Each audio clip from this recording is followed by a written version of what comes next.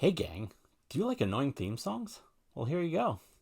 He got into vintage audio a year ago, but there's a lot of things he still doesn't know, so he started up a channel on YouTube, and here he is now, the Vintage Newbie. Ba, ba, ba. Hey gang, welcome to another episode of the Vintage Newbie, but this time we're not going to be talking about vintage stereo and my newbiness to it. We're going to be doing what I did when I first started this channel, which was talk about records. But back then it was records that I grew up with when I was first getting into the punk rock music scene in the late 80s and early 90s. Now, this is not going to be about an old album from back then. It's going to be about a new album, which you can see on my little phone right there that's plugged into that receiver. Because it's a little after 1 a.m. on Friday morning, and about an hour ago, that album that's on there, which is the album that's on this screen, is what I just listened to. The new one from Green Day called Saviors. This is like their 32nd album, I believe, that they've put out. 14th, 15th, in actuality. I don't know. I didn't look it up. Probably should have. But what I'm here to do is just kind of do a brief rundown of it. Sort of a review, but not an in-depth review, because I can't even say the words in depth, because I never learned how to say the words in depth, at least not in depthly. But yeah, just listen to the album in its entirety while sitting here drawing comic books late at night when I should be sleeping, because I gotta get up early to bring my daughter to school and my wife to an appointment. But instead of sleeping, I'm gonna pop on the old man goggles and read through some of this stuff, because I can't really play the songs on here because copyright. But I can do this because I'm just, shaking up some invisible coins. Magic. Prestidigitation. So I've only really listened to this album once, but there are a couple singles that came out over the past month or so. So 4 of the songs I'm familiar with, and we're going to get into those. Because 2 of them are the lead singles from this. First off, you have The American Dream Is Killing Me, and guess what? I didn't take any notes on this either. So hopefully this is a good review, but maybe it'll be one of the first ones. And isn't that all that really matters? So The American Dream is a killing me, because it's all double talk of conspiracy. It's it kind of kicks off the album the way they kind of normally do, kind of like they did with American Idiot, kind of like they did with the first of the trilogy albums with the Nuclear Family song. Trying to think of what started off 21st Century Breakdown. Do you know your enemy? Yeah, they had the kind of slow intro into that, but then they had the Know Your Enemy song that, kind of just that, simple 3-chord punk in your face kind of rockin' number. And this one follows suit with that. This album kind of generally, it's a mix of, kind of their early stuff, but there's also stuff that's reminiscent of more recent albums, like the much loved father of all motherfuckers, father of all motherfuckers, which is a kind of universally hated album. I think probably because it starts off sounding, especially vocally, a lot different than the boys have been doing for the past 30, 40, 50 years. But to me, the album, the last, I think 2 to 3 songs on it, I really, really liked. And there's only 2 songs out of the whole album. Yeah, but the album's like 25 minutes long, so 3 songs is like 9 minutes, so that's a third of the album for an album that most people hate all of. But it kind of seemed like some stuff that they did on that album, and also it kind of reminds me of Revolution Radio from when after they did that trilogy album. So that was what, like 5 years ago, something like that.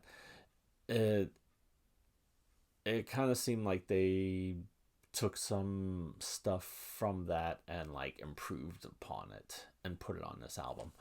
Look Ma No Brains is the second song and also the second single that's been floating around, like I said, for quite a few weeks now. Yeah, it's a, let's see, how does that one start? Might be able to hear some stuff on here.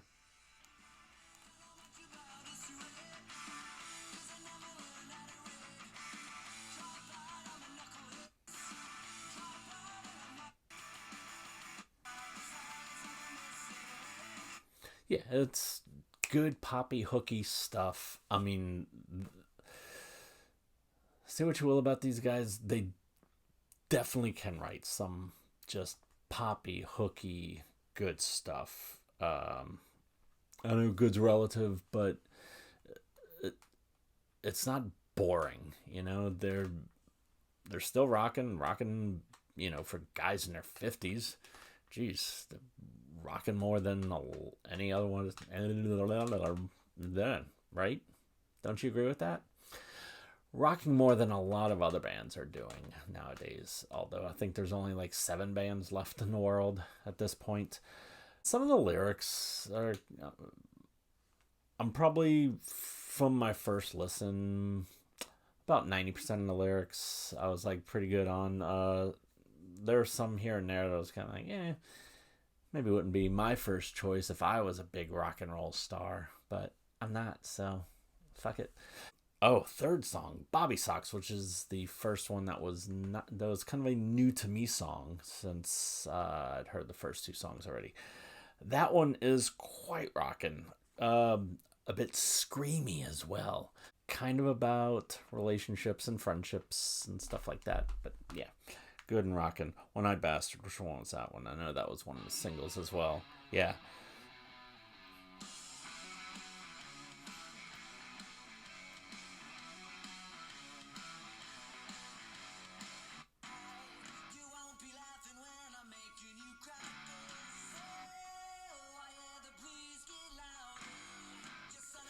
Yeah, it's just kind of catchy and hooky,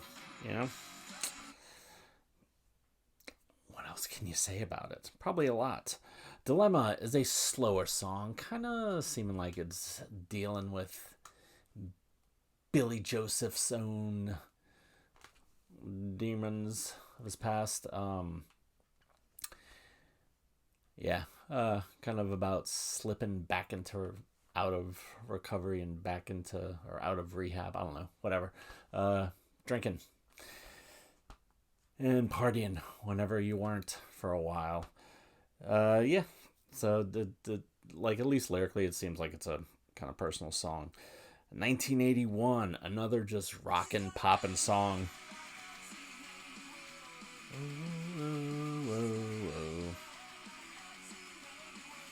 Ba, ba, ba, ba. Goodnight Adeline. I think that one's kind of a slower one. Yeah, this one, if I remember right, it's kind of like stadium rocky sort of thing. Coma City, which one was that? Yeah, alright. Pretty, This one kind of sounds like intro, sort of like Murder City from 21st Century Breakdown. Corvette Summer, yeah, that was definitely kind of like a 70s rock, and like just denim Corvettes. I mean, yeah. Susie Chapstick, which one was that? I think that was another slow one. Seems like all the ones named after ladies are slow ones so far out of the 2 that I've talked about. Yeah, this one's kind of da, na, na, na, na, na, da, da, da, da, da, da, da, da, da, da, da, da. Yep. That's kind of how that one goes the whole time. Strange Days Are Here to Stay. I really liked that one a lot. It's rocking. The lyrics are good and interesting. Pretty cool. Living in the 20s, track number 12. This thing's got 15 songs on it.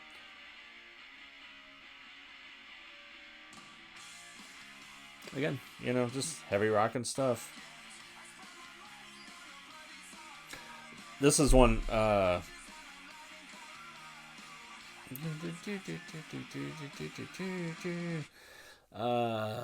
that's one that could have been off of Father of All Motherfuckers, definitely.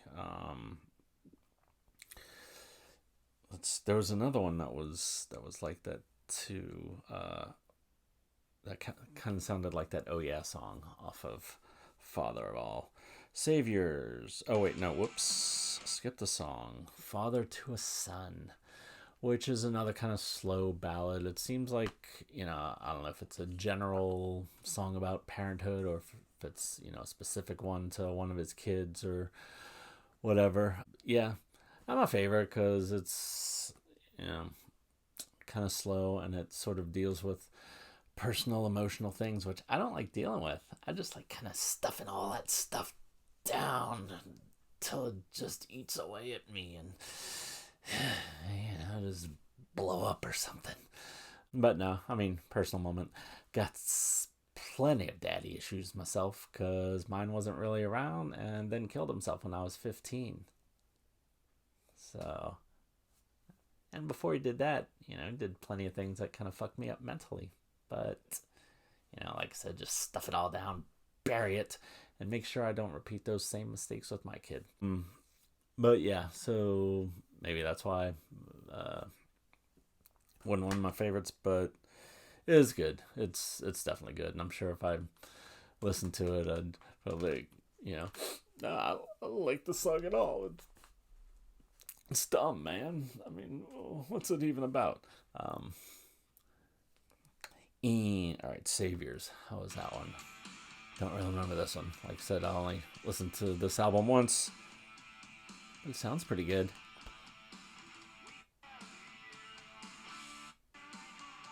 Oh yeah, I do remember this one. This is another one. And there's just kind of like kind of type thing. Then Fancy Sauce is the closing song, and that's a good closer. Cool. My tablet's frozen up, so that's awesome. It means Apple Music's about to crash. Probably because I'm guessing quite a few people are listening to this album. Is that how it works? Does the thing still clog up the internet if a lot of people are using it? Is it kind of like the website crashing in days of old? I don't know. I don't know how technology works. But yeah, everything I'm doing is not playing it. So I'm going to relaunch the app. Isn't that exciting? No, it's not. But, so here we go. We have the album. Now we go. We got Fancy Sauce. Yeah, this one, like, it kind of starts off kind of slow.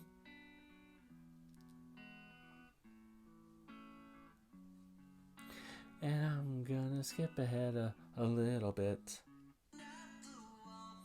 I think it's the one where it's talking about how we all die young someday, which is a fucking great lyric.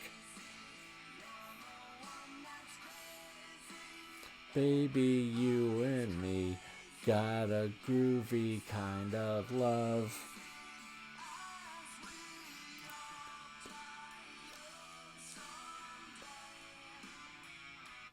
Yeah, we all die young someday, and then just kind of fades out to that. So I recommend it, ladies and gentlemen. If you like Green Day, and if you don't, then why are you even watching it? Just to see my pretty face with my big giant shadow nose thing going on? So, if you have Apple Music, Amazon Unlimited, Spotify, what else is there? Pandora? Is that still a thing? Kazaa, Napster, LimeWire. Give it a listen. And if you like physical media, go out and buy a copy. I think I actually will. Because while I do have Apple Music and paying for that whole thing, this is an album that I think I'll like.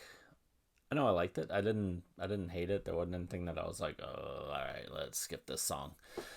So I'd say it's a good solid album. I'll give it an 8.4 out of 9, out of 12, out of 20, out of 6. I don't know. But it's an 8.4. Make of that what you will. If you hate the band, then consider it an 8.4 out of 1,000.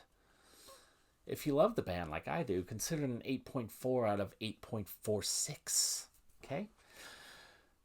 Now it's creeping up on 2 a.m. And I'm going to go to bed, so have yourselves a blessed night. And a great tomorrow or today. Join me next time when I talk about something else that'll be equally unscripted. Until then, have a blessed day.